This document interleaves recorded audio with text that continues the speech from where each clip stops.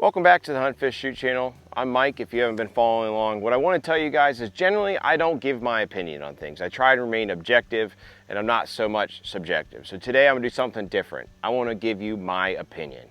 Let's start off with the Greenwood Mall shooting and how Elisjsha Dicken flat out wasted somebody who deserved it. Okay, somebody who came in to try and harm innocent civilians, and an armed civilian who stepped up to be a sheepdog stopped that threat. Active shooter scenarios are a police officer's worst nightmare.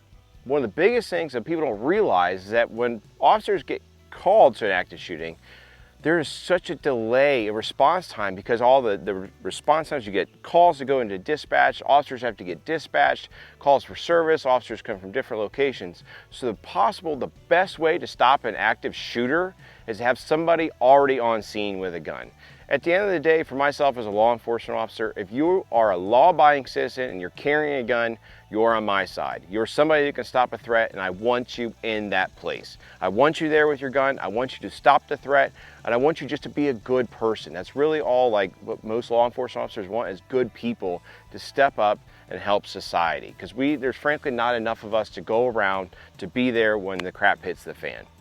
So today, what I'm going to do is I'm going to shoot a Sig 365 and a Springfield Hellcat, both the small ones, the original ones. These are very, very popular pistols for people to carry. I'm going to shoot it at 40 yards. I'm going to do 10 shots, see if I can get 8 hits and 10 shots at 40 yards within the 15 seconds, because that's what they're somewhat stating is what Eli did during that shooting and how he took down that mall shooter.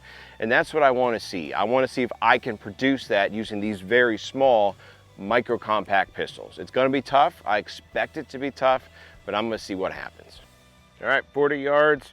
Measures needs to be done in 15 seconds, 10 shots, 8 hits as a minimum.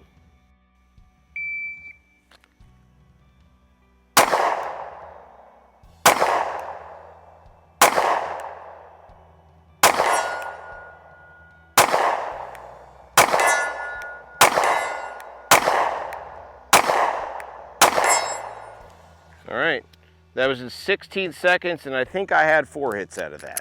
I'm not going to sit here and sugarcoat it for you guys. Wasn't as good. Definitely not under that level of stress, and that's definitely something that has to be taken into consideration. That level of stress and what he did, they're saying he did it with a supported shooting position, which is wonderful he did. That's what you should do if you're going to make a shot at this distance, okay? But you got to really be accountable for those hits. This is a scenario, in my opinion, that it worked out really, really well. But if you got a less proficient shooter attempting to do that, you could easily try and make those shots on that threat and end up hitting an innocent bystander. So you really got to take that into consideration. Let's shoot the Springfield Hellcat on it now.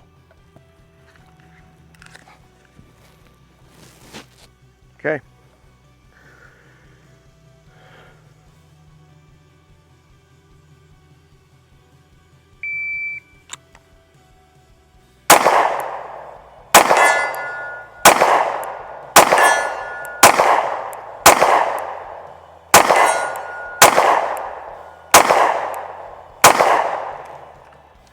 Just a couple hits, a little faster.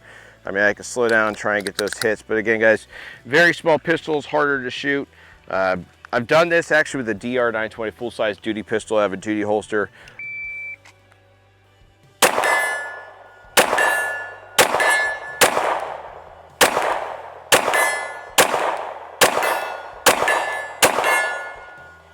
It was 8 hits out of 10 shots with a full-size duty pistol out of a duty holster, and I did it in just shy, I think, of 11 seconds. So it is possible with easier, or let's say larger pistols, but again, it's a very, very tough shot to do and to make, and those shots to make and make effective hits and ultimately take down a threat.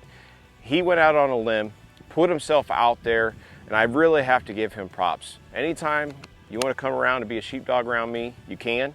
But until next time, guys, follow along with Hunt, Fish, Shoot.